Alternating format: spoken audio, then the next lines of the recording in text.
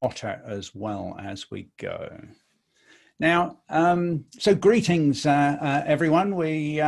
It's 10 o'clock. Maybe I'll wait just a couple of minutes and keep with the small chat just in case there's a few people still to come along. One of the things that I've kicked off this webinar series as much from the encouragement of my friend Richard Brisbois, who's on the call here, to actually talk to a book that I've been trying to get out of me for some little time now. So in our first webinar, it was really just beginning to explore this issue of what are systemic issues. And really looking at systemic issues as being a mess, and that's a technical term adapted by Russell Ackoff, is when I first read it. There may well have been others, really focusing on those things where the issue that you're seeking to deal with has long since been removed from any traces of cause or effect, and there's a whole lot of other issues that intervene, and that what we need is less of a solution and more of a systemic intervention in how we engage. So this then, Sixten, the first one, really created a not the best of stories for the state of the world right now. And this time I'm trying to say, well, look, let's just accept and acknowledge the harshness of how the world may appear right now. But then as systems thinkers, ask ourselves, what do we do about it? How do we find value in the mess? And that's the topic of this particular webinar. How do we find value in the mess? And now, in Australia, there's a wonderful fellow, Jack Thompson, here on screen. And he appeared on a program just on Tuesday night this week called Anne's Brush with Fame. And Anne is a wonderful Vietnamese immigrant, now, obviously fully fledged Australian, and a remarkable skill at painting with a palette knife and large brushes and whatever else. And he does a half-hour show where he gets in and talks to people while he paints their portrait, and that's edited down into a wonderful engagement, so you learn more about the person and then how that's reflected in the art form that Anne creates. And this particular episode made news the next day, Wednesday, so just yesterday. And the news talked about Jack telling the story of how he missed out just by that much on a lead role in Steven Spielberg's epic on Schindler's List. And that was, of course, picked up by Liam Neeson. And he said he was okay with it, a big disappointment, but yet, that's the business they're in. He was quite sanguine about it. He just got up on the back paddock, got off his horse, and at the top of the hill just yelled out, and then it was done with. It's in the business. But that's the story. His near miss in a lead role that made the news. Thing is, for me, there was a bigger and better story that came out in the half hour, and it misses the human story, you see, and that Jack talks about how he just got to see his dad before he died, just before. And he said, look, how much is the loss of a parent is when you truly get to face your own mortality. And then he went on and told a story of his own near-death experience with end-stage renal failure. And, you know, he was 48 hours away from dying because you just slowly get more and more tired and whatever else. And he was just being a bloke and ignoring it. So with that backstory, the biggest moment came for me of the evening when Anne asked, well, Jack, why have we been put on the planet? What's life about, Jack? Purpose. And Jack just stopped. And then he looked hard into the camera and at Anne, and he says, I have to say, I think that's an impertinent question. We're here. This is it. You want a reason for this?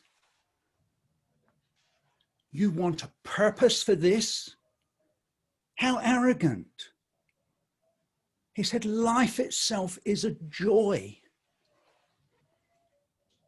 And Jack's 80, and he says, and I hope that when I'm done, I have enough time to applaud. Because life itself is a celebration. Now, why didn't the newspapers tell that story?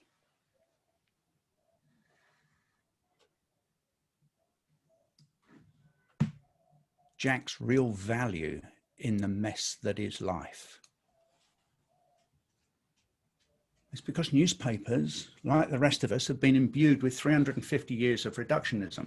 And this is a slide from the first webinar, because, you know, we're used to breaking things down. We're used to understanding in, you know, Jack's life of being a filmmaker and an actor, that within that bubble, his near miss of, you know, one of the highest achievements that was possible.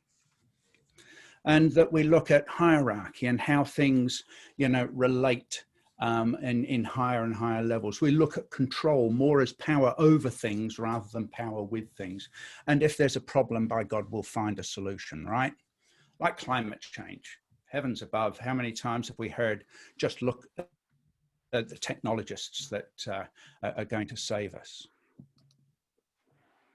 And at the end of it, you know, we wonder whether or not we're going to get to the point of the Wolf of Wall Street. Too much is never enough. And I think for many, we see that today. On the other side of the coin, last time we looked at then expansionism and sort of said, well, if that's, you know, the opposite of reductionism, well, what is it? It's about the bringing of things together and keeping of things whole, those things that can't be divided, like strategy, execution, and governance, you know, and Joe Bradley, Dr. Joe Bradley, and has long experience in complex systems governance as being a way of which we can actually try to govern while keeping things whole and looking to sustain the emergent properties that are most beneficial to what we want to do. And then control comes in as a process of communication, and that we don't look for solutions, but actually we look for really skillful processes of planning so that we can intervene in the system. And perhaps accept that we don't always have to achieve. That's the other side of the brain, that the gift of life is enough.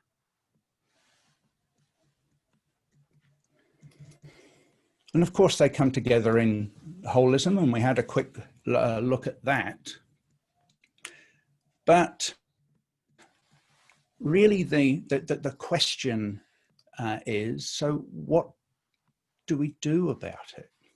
And we need to be thankful of the coming together, the holism, because it's not a case of either or.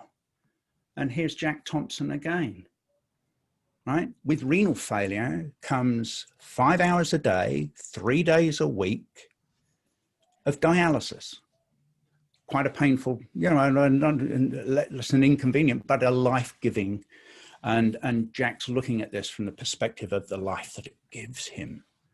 But none of that is possible without the deep technical analysis and the breaking down and really understanding at a cellular level what's going on, and then being able to build the instruments that we're capable of today to provide artificial control when our bodies are no longer able to do it naturally. So, you know, technology has a huge part to play in our life, but it isn't all our life.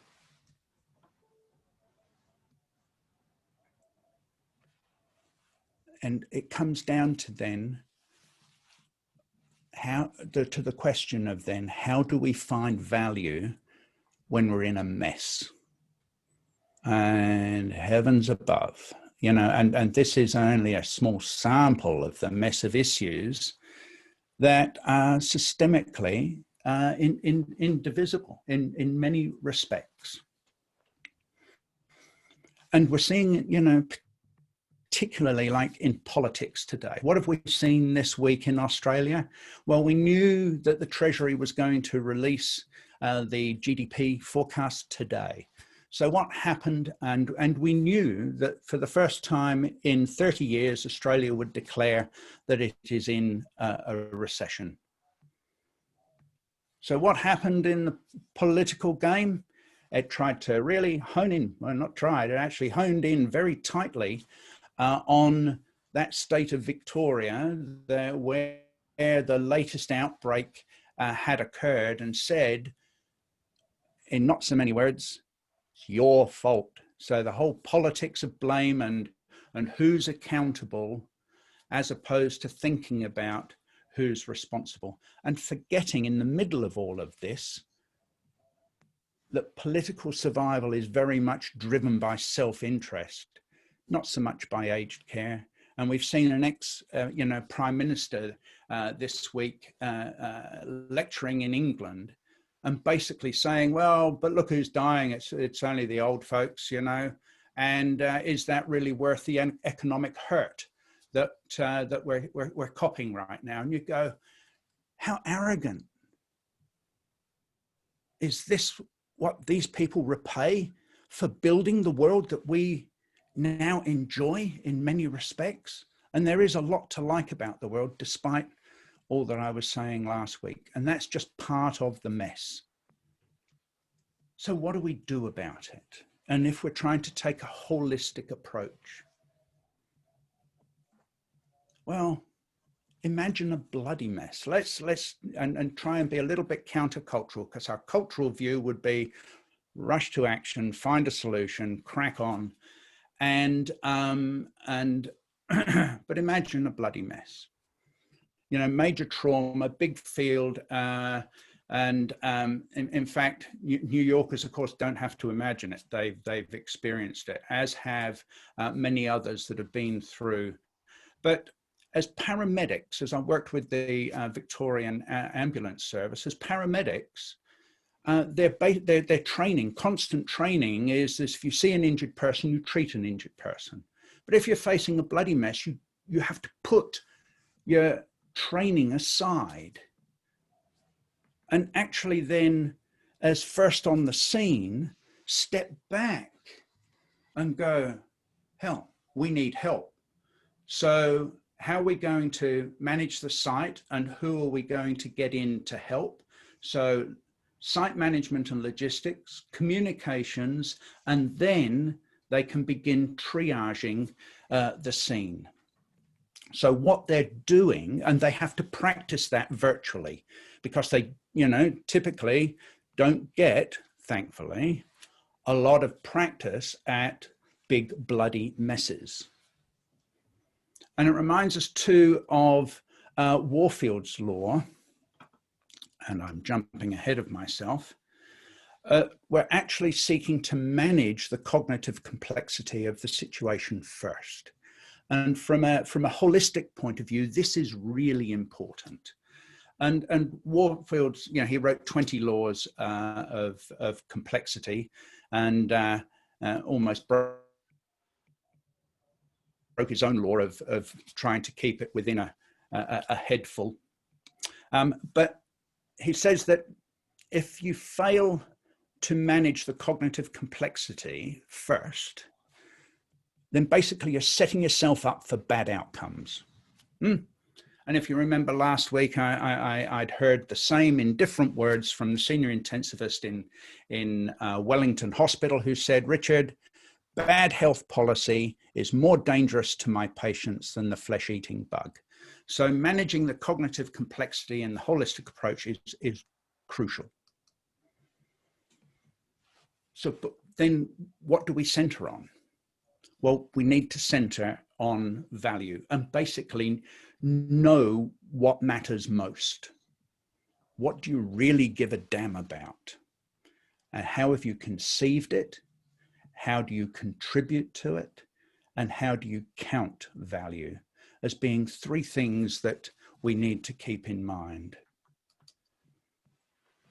And then have some sense of a model. How does this whole system that you're going to intervene in actually hang together, so that you can do some appreciation of what are the potential consequences for the intervention? And we'll come back to that a little bit later.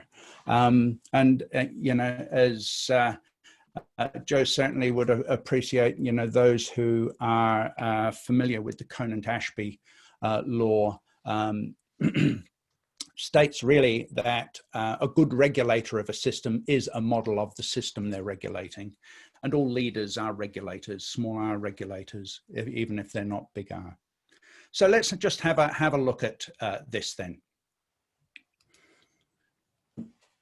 A complex organization can exist in many states, with parts of it being sclerotic, other parts of it being, scattered and working in various areas. Others can indeed have some sense of the future and what's good in the future and be stewards towards that. Others can also have a far more evolutionary view of the world, with the goal ultimately not only of achieving a level of resilience, but actually achieving a level of sustainability. And the outcome that you might get from those states equally can be distributed across an organization. So some part of an organization can indeed say, hey, look, we are resilient. We're almost to the point of being anti-fragile, not only agile, and people are really pushing hard at that. But equally, there's some parts that are going to be actually stuck in the mud. They're going to be quite sclerotic and quite agnostic to change, quite agnostic and not wanting to know about systems approaches because they've been so imbued and so successful applying reductionist approaches, right? And then there's those, and I think this is the greater majority in my experience, that I've classified them here as scattered and at times apologetic. And we've seen that from our Prime Minister this last week, standing up, apologizing that, yes, I've got responsibility for aged care. And for those things like 500 deaths, we're sorry. Now, I'm not quite sure that he actually said the sorry word either. But equally, they can be quite aggressive because they're chasing short-term wins and mortgaging the future. And this is part of the mixed challenges that exist within complex organizations. It's like saying, well, I don't like Americans. Well, yeah, okay. Actually, I love Americans. Or talking about America, in general terms, you can't do that. In many ways, it is what that, that don't fit my value system, but there's aspects that actually do. And so it's very hard to then generalize, but really important ultimately for leaders to be clear on what's important to them. And leaders have a significant role through this. And it's a changing role, you know, in terms of promoting growth and catalyzing change. But equally, perhaps before you can even get change, you've got to fix a situation and actually be a bit of that paramedic. And then you've got to, you know, take that leap of faith with great ideas and help push people forward in the direction that you need, but giving them trust to create their own future. That co-creation creates trust. But at the same time, you know, and here's the juxtaposition, it might be a case, as I heard lovingly within the military environment where I've worked quite a bit. Well, soldier, I'm sorry you think you had any choice in this matter. But these are the objectives, and this is what we're going to crack on and do. Time for discussion is over. This is the mission. Let's move on. And that's almost like a bit of a constabulary type way. Then an advisory capacity, being a collaborator and coach to actually help lift people along. And then ultimately having that almost like a Jim Collins, you know, level 5 leadership role with these beautifully humble leaders who are encouraging others as chiefs of their own tribes within the greater complex organization. And so leadership itself can take many forms. But here's the hinge. It's on what is the set of values that's driving this organization. Because that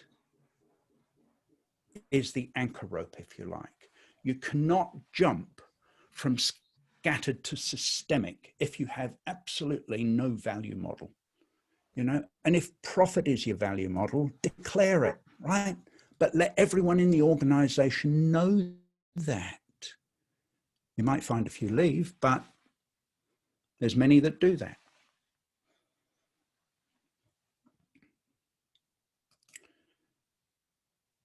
And value needs to be broken up, you know, forget these values. This is our values, integrity, etc., that they're pinned on the wall, and how many of them are forgotten? No. How do you conceive value in a way that actually drives behavior? How do you examine value in what we contribute to the world? That giving function, the betterment. Do you contribute with a first do no harm? And how leaders count value really counts. And for me, this hinge through this whole table is the sine qua non.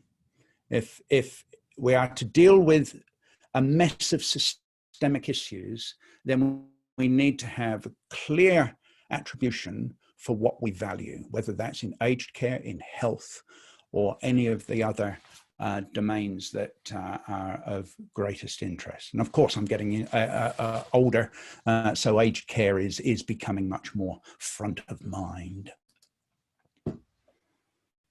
And then the leader's job, once they've conceived, you know, of the value and count it properly, you know, I should go back just one on that issue of counting, because you might be running a business that actually makes products that really work best with lithium batteries, right? Plug in the battery, boom, you're good for a week's worth on a kid's toy or whatever it is. But yet, you don't give a damn about 8-year-old children mining the ore in the Congo or Bolivia or elsewhere, and you're doing nothing about that, then you've set a boundary that enables you to feel good in your world while people are dying to serve your world. Leadership then is a license to kill. And so how leaders count value really matters.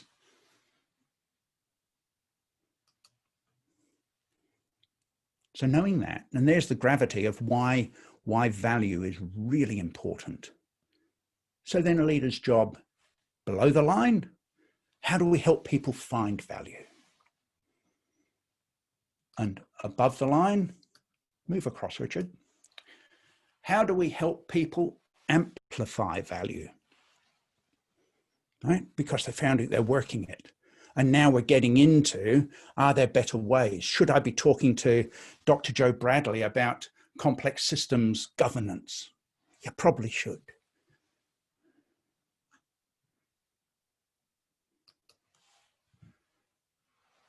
But the leader's role that they must get to quickest is collaborator and coach.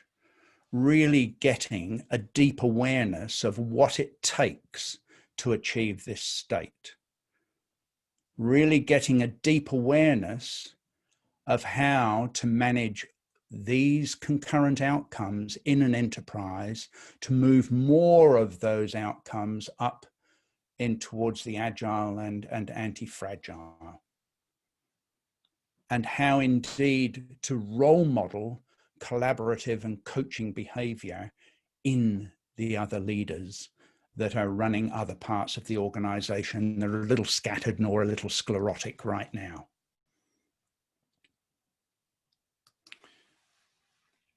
And it doesn't stop. There's no way this is linear, right?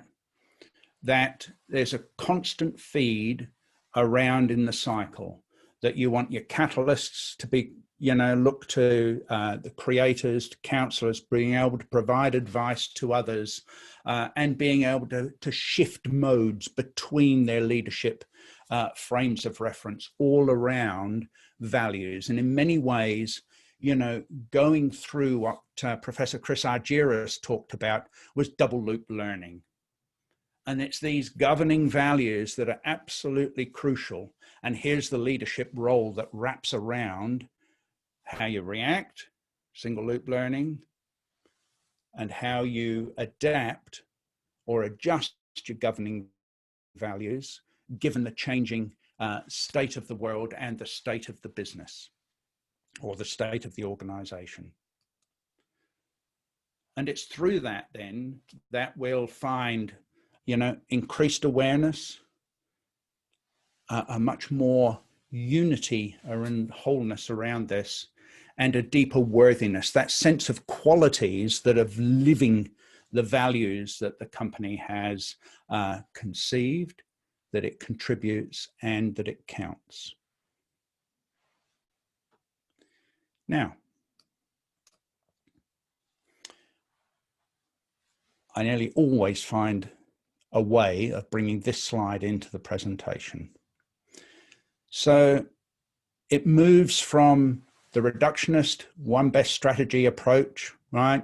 And that we can prove it, to creating the most skillful process through which we can constantly engage with the environment and then move forward, recognizing that we are in evolutionary, taking an ecological approach to our own organizational development. So how do we do that? How do we shift from what we've been trained in, right?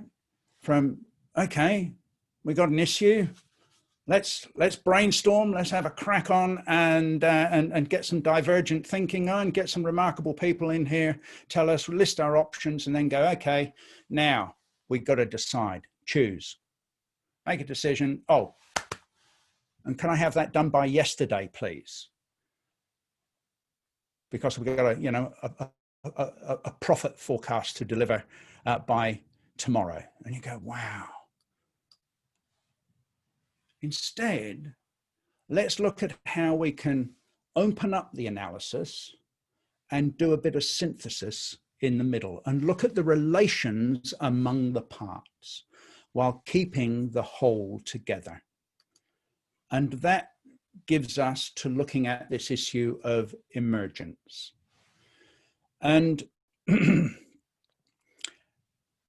and it begins to understand what are the relationships amongst the issues that will lead us to better thinking, and the exploration of which would lead us to deeper conversations, particularly around value, and different choices about how we build capabilities in any enterprise and in ourselves, of course, right?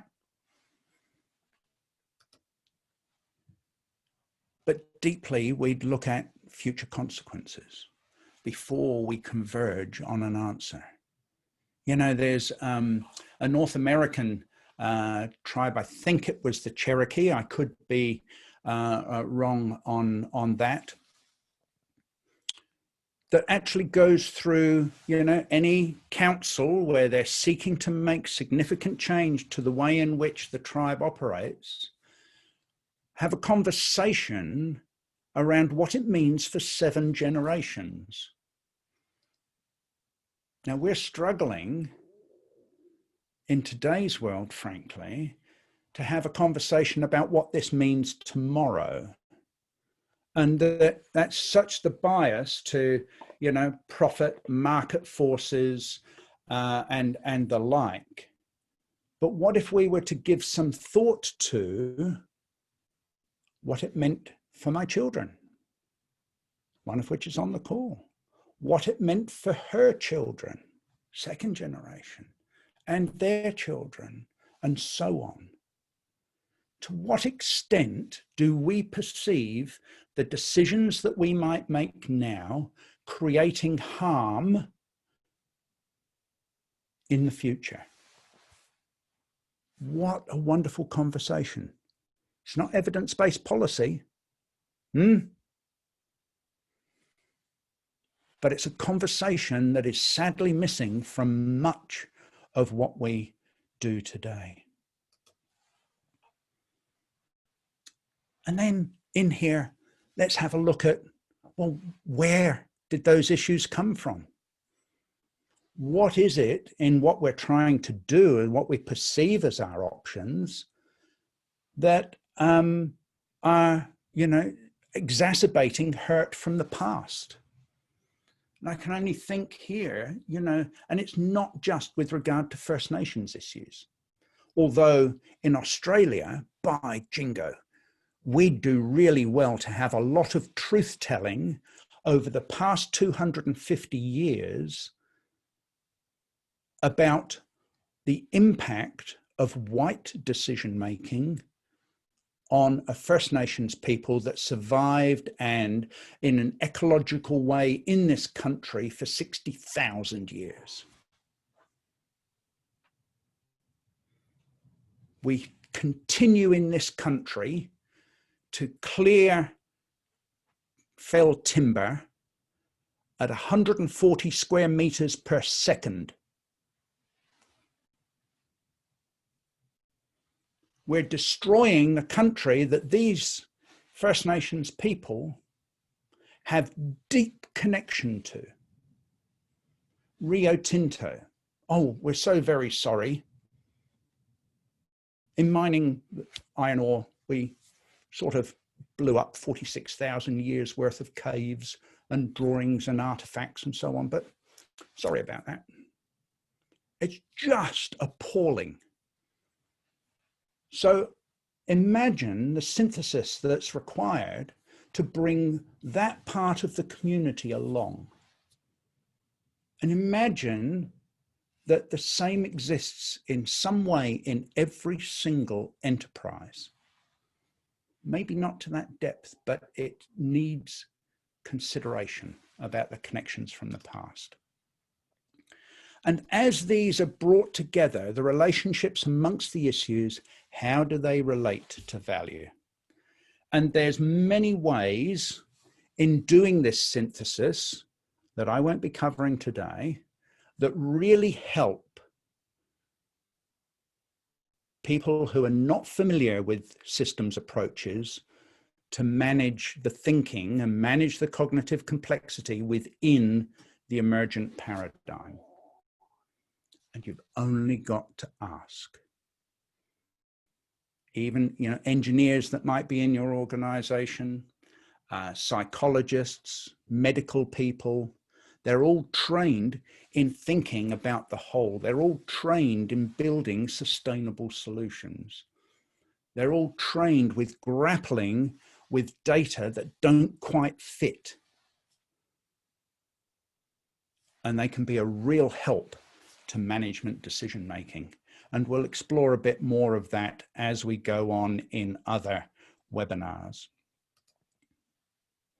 Because what you do in that is actually code the DNA of the enterprise into the enterprise. The number of strategic conversations you can have through that emergent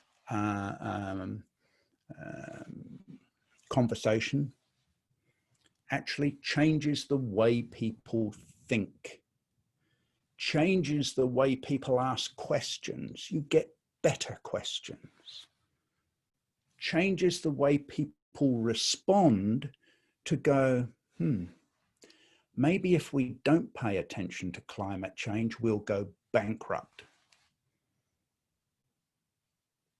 And there's a first realization for any organization stuck on the left-hand side of the Holism chart.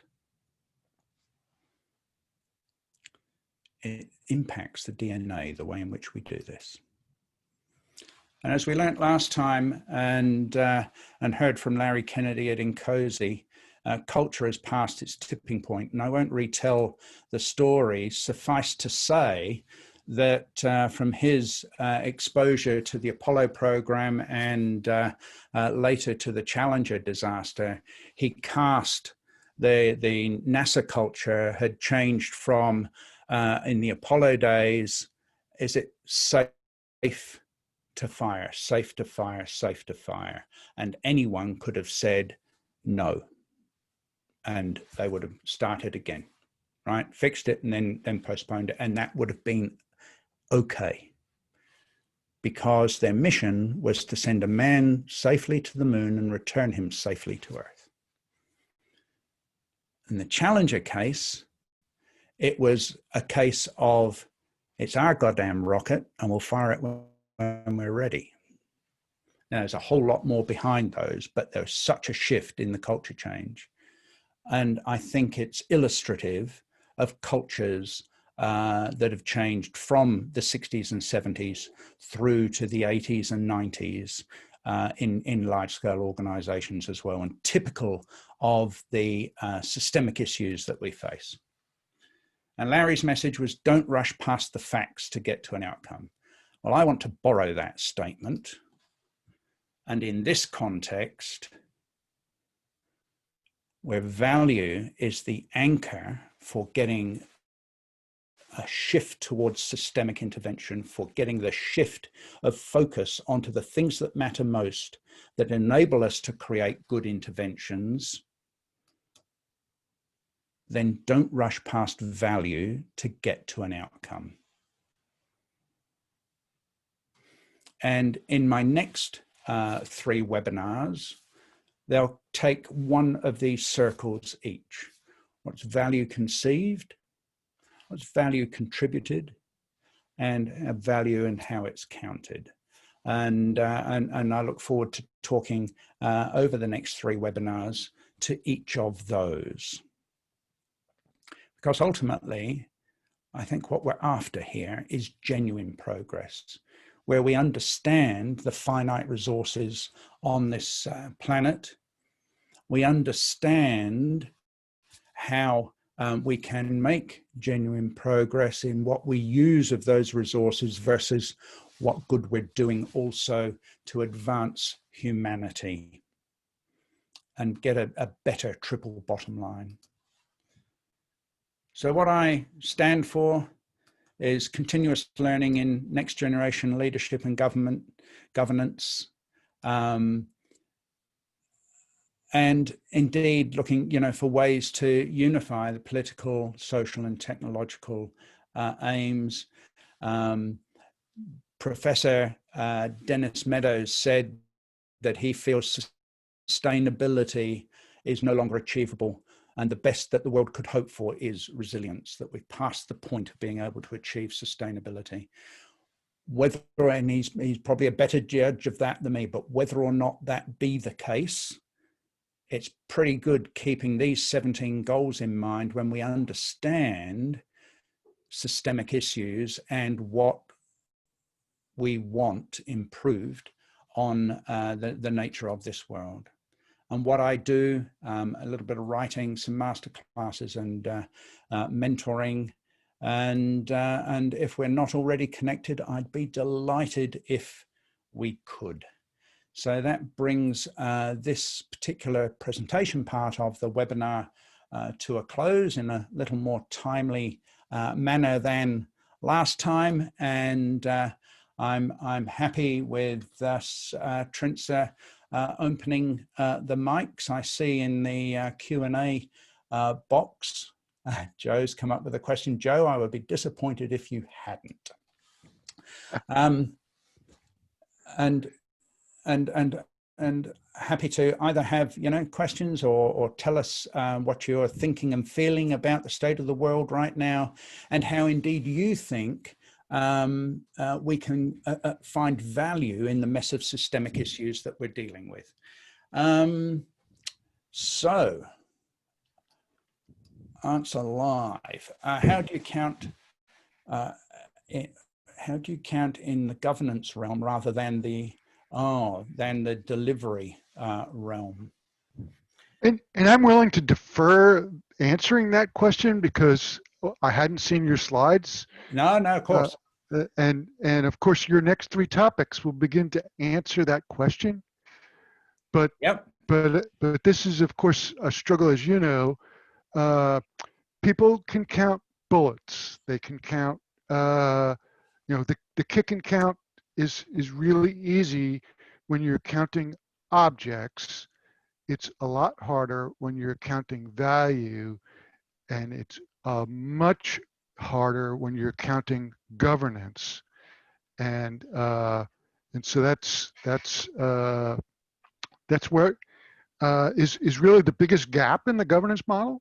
Yep. As you know, is how do we count governance? And I have my sense, but translating that into something someone else could do is a totally different issue. Well, look, I'm willing, Joe, to give a little bit of a preview into the next webinar by saying that we faced this problem when I worked with the Australian Department of Defence. Yeah. And really looking at their seaworthiness framework. Mm-hmm. And that we in fact started with, model before you engage. We actually started with the viable systems model as being the way in which we would manage, or at least frame the conversation of how you maintain a whole. Mm-hmm. But then the question goes, yeah, look, okay, I get the theory. I love the way it holds together. I love the flow that you can get through that. But how do we make sure people behave in the way in which they do? Because why do we need governance? Simply because people don't behave in the way in which they should. So I think the way in which value is conceived needs to come down to, but what are the governing values for governance? Yep. And I paint a picture that maybe there's 6 that work together, and I'll say just how they work together next week. But the 6 are honesty, for without the truth you've got nothing. Mm-hmm. Transparency, not just your truth, but the whole truth. mindfulness, and not in the sense of, although it's helpful, sitting for 20 minutes and being meditative on the whole. That is a technique, but being mindful of the whole. How does it all hang together? What is our whole? What are our system boundaries, etc.? And being mindful of that. Now, being mindful of that, then collaboration comes in. For you realize in being mindful that no one can hold it all in their head, and that you'd better actually work out who are the main players and how you engage with them.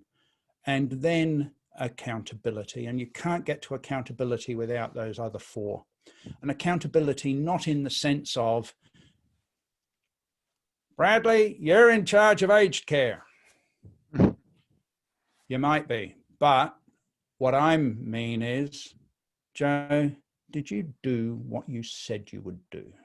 Mm-hmm. And in that sense, you go, wow, okay, now I can get accountability. We can have the argy-bargy. It's not just me responding to your command and your gift of the dead fish or the dead cat, but it's about what I'm going to try and do, given the fact that you've given me a dead cat.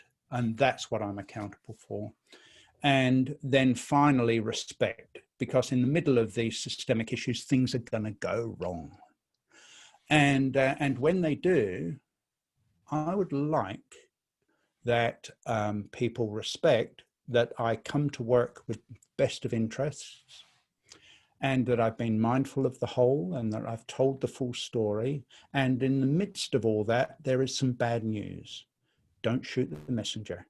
Let's look at how then, given, because if you don't respect it, then what happens is it'll break the honesty chain or the transparency chain. And there you are. Now that in a nutshell is next, the next webinar about how you conceive values, and there may be others, but those are 6 that help provide a virtuous cycle for governance.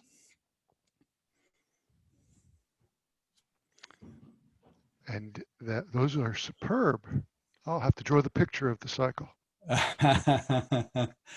Now, in the seaworthiness, we only had 4. I've added 2 since, and they are the first and the last. And they're the benefit of reflection. The benefit of reflection, and also the benefit of experience, that people really weren't fully transparent just the same because of the dominance of the old paradigm as you're trying to bring new paradigms in. And yes, messengers were getting shot. People were getting aggressive at times when bad news. No, you can't tell the Admiral that. And you go, wow, you know what? It's his job. He's going to get the kick in the ass from the minister, and you're not going to tell him that? Yep. You know, so I think that's goes to the essence of it.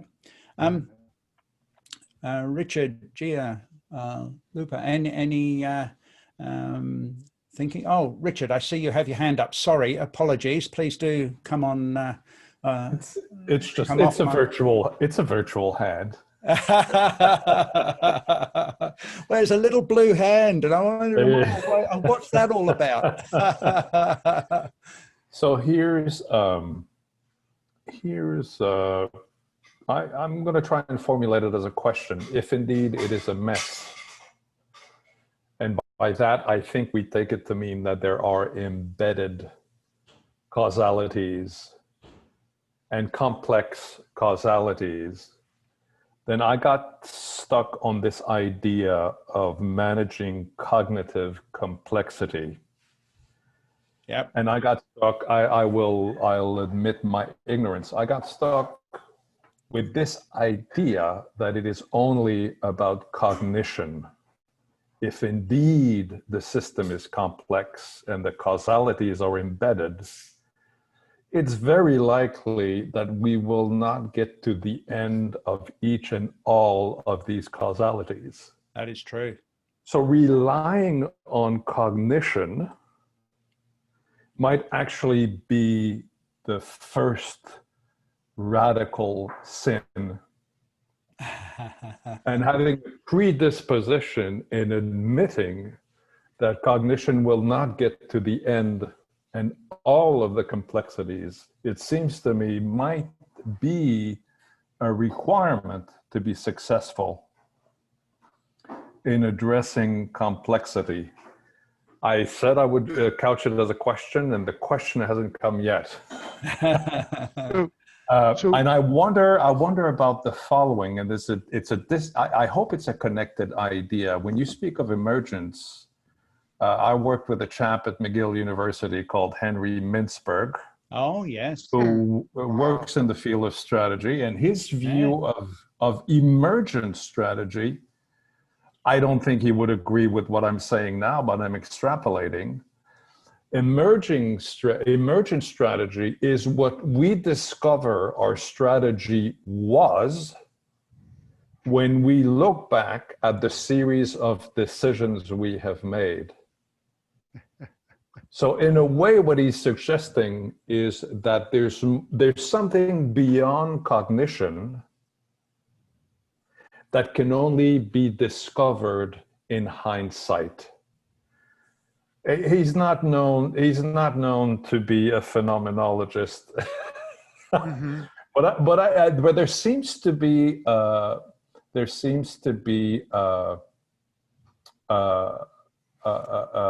recognition, an acknowledgement of that strategy is not all figuring out all of the possible futures, but rather deciding the best we can with the information we have and what we can do with this information now.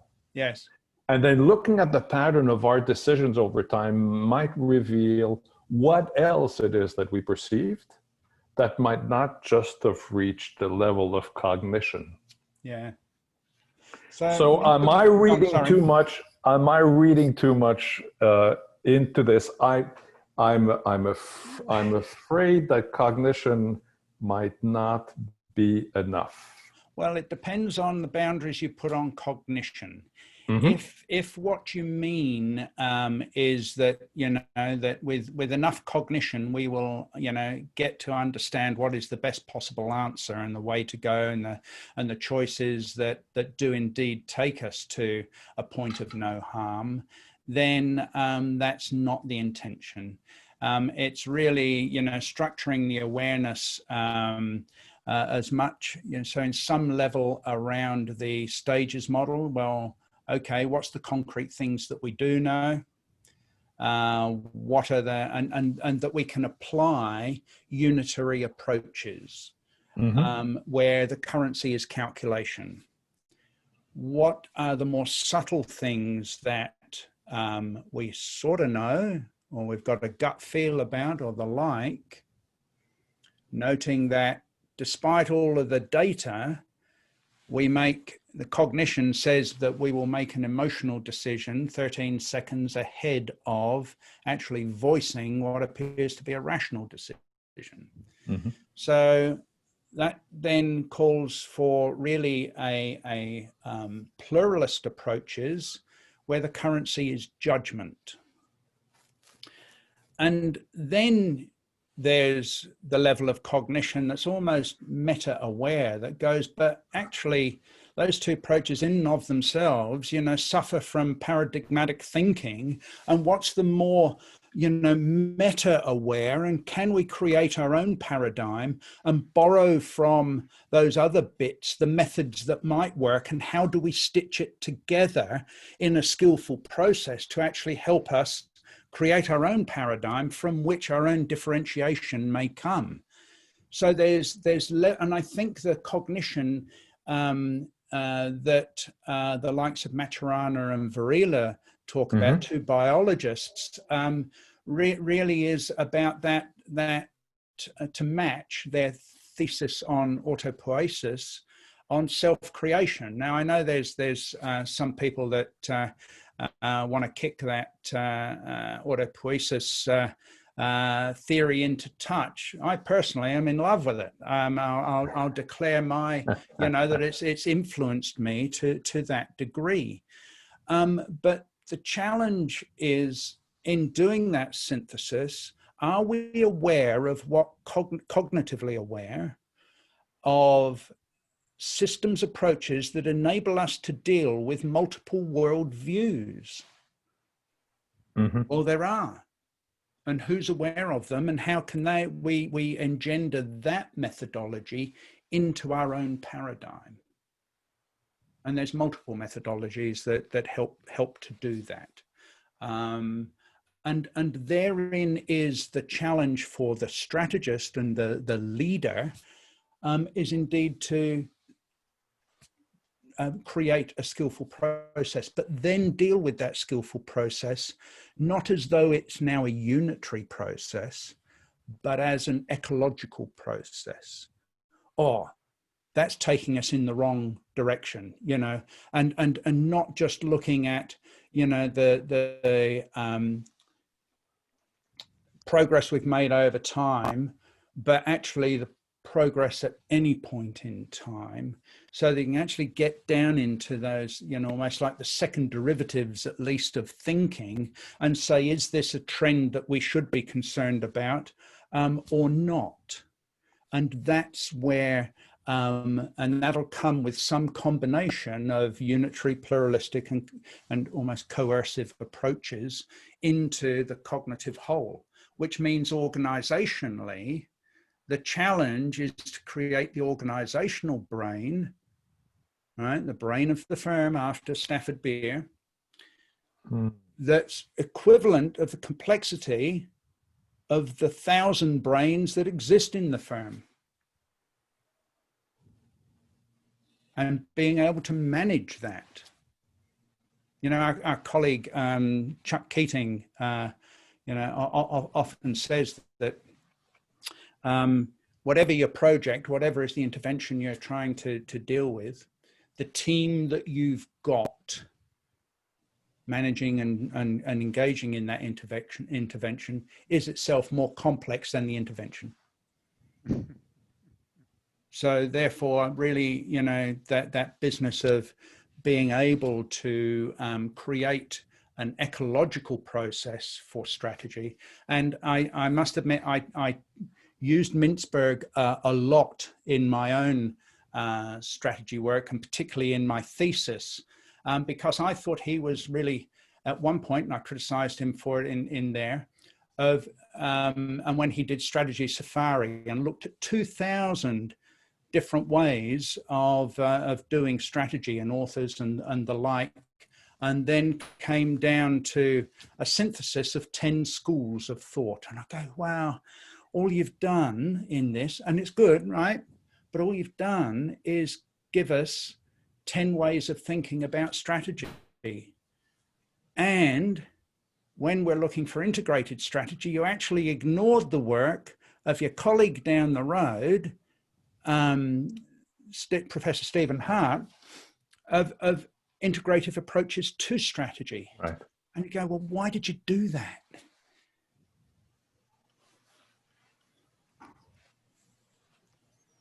So I think there's no easy answer. Just as I'm perhaps having as much difficulty answering the question as it was in you know, constructed, simply because it is like us, you know, still doing so much to learn about the brain, or so much to learn about how thousands of brains work together. Well, and I suppose, and yeah, that'll be my comment rather than a question. I question the validity of that metaphor, the disembodied brain. If we remain within the realm of cognition, the disembodied brain is not humble, and it follows its own erratic logic. And it seems to me that in front of complexity, complexity itself would require humility. We should not be perplexed. Yes. in front of complexity, but we certainly should be humble in that we might not get all of it at all times. So the idea that should be a starting assumption. I agree with you, Richard. Yeah, that only the brain, right? We've disembodied the brain. And actually, I might have problems with that metaphor, right? Well, let me just take it a little bit further, because when I talk about the brain of the firm, I'm borrowing heavily from Professor Stafford Beer's work, and he talks extensively about. He talks extensively about the whole central nervous system and communication and control of the whole through the fully integrated, because the brain isn't just the bit that's in the head. It's then, there's a relationship to the thalamus and how that acts as the gatekeeper for the signals, the connection to the sympathetic and parasympathetic nervous systems. And what's the organizational equivalent of that gives you almost autonomous control, and which makes the controls that exist in organizations look purely mechanical, some even clockwork. All right, so my silence is me pondering, which is not captured in a virtual environment. Yes. Yeah. Thank you, Richard. All righty. Well, thank you. And I see your note, Joe. I think Joe's gone. Some alarm system has gone. And there we are. We are done, 11 o'clock. Thank you so much for joining us again today, Richard and Joseph, and others that were online. Very much appreciate your attention, your questions, and the conversation that's ensued.